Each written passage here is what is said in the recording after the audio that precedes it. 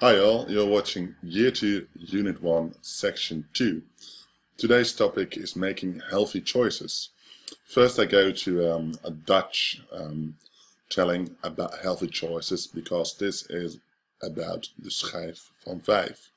Binnen de schijf van 5 moet je ervoor zorgen dat je uit elke schijf iets eet en er zijn 5 regels voor gezonde keuzes. Die zijn gevarieerd eten, niet te veel eten, bewegen, minder verzadigd vet eten, veel groente, fruit en brood en veilig eten.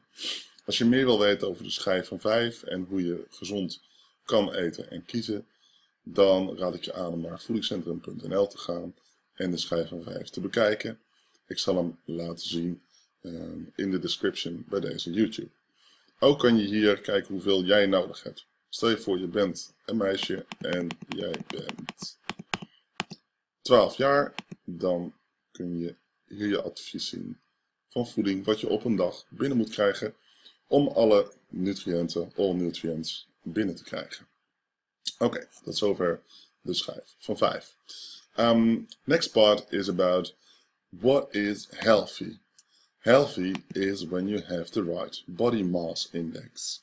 So what does it mean, body mass index? Well, it's derived from the Quetelet index, developed by a Belgian scientist who came up with a scale, roughly saying for grown-ups, if you're between 20 and 25, you have a healthy BMI. BMI for grown-ups is calculated by the next formula. It's the mass in kilograms divided by your height in meters in the power of 2, and that forms your BMI.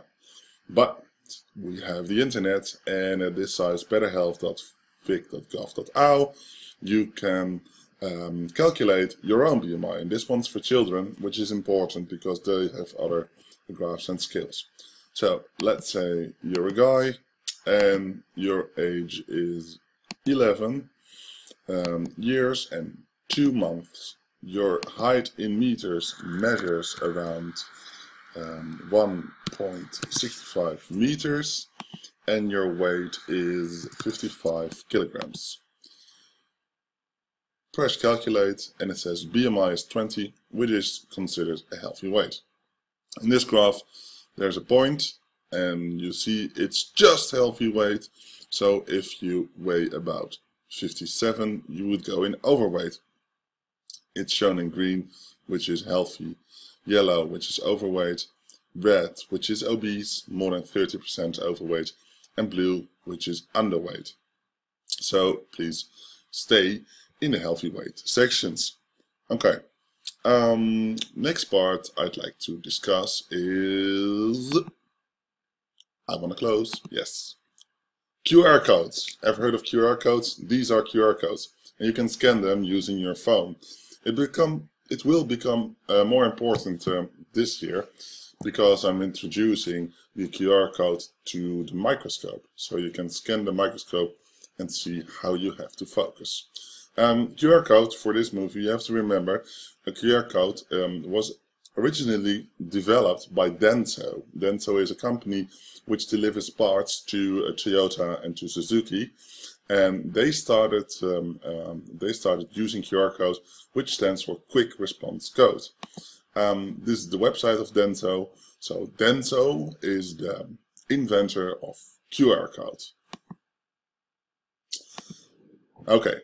The next thing I'd like to discuss is your activity levels. So how much energy do you really use? Well, it's kind of difficult to find some information about this, but I can find the amount of brain power you generate and you use.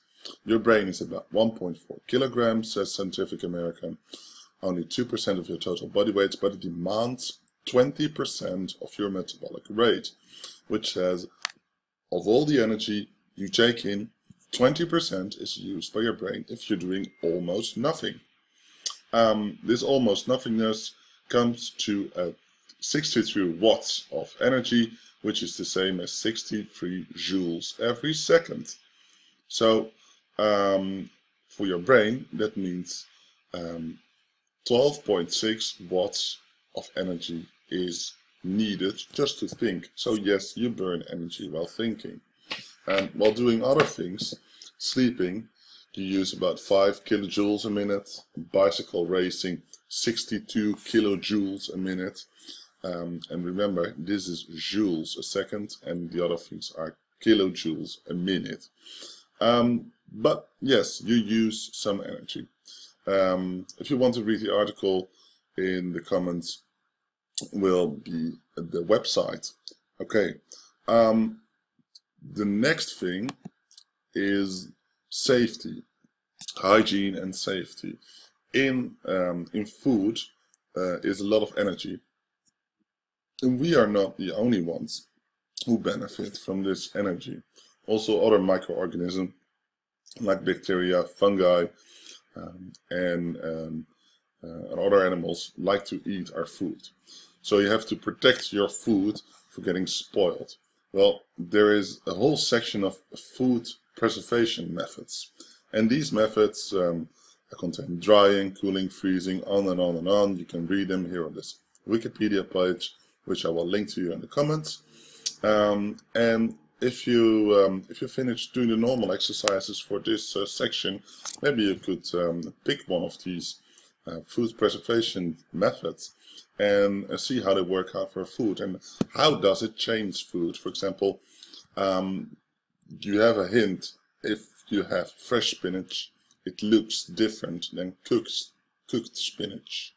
Cooked spinach also tastes differently. So what are the benefits of preservation, food preservation, and what are the downsides of food preservation? It's maybe a good task to go. The last thing but not least is this one, this little piggy here. Do you see what it says? It has no English word, so the Dutch word is zwart geld. I like it. It's a piggy. Hello, piggy. Hello, piggy. Okay, so that was it for today. Thanks for watching.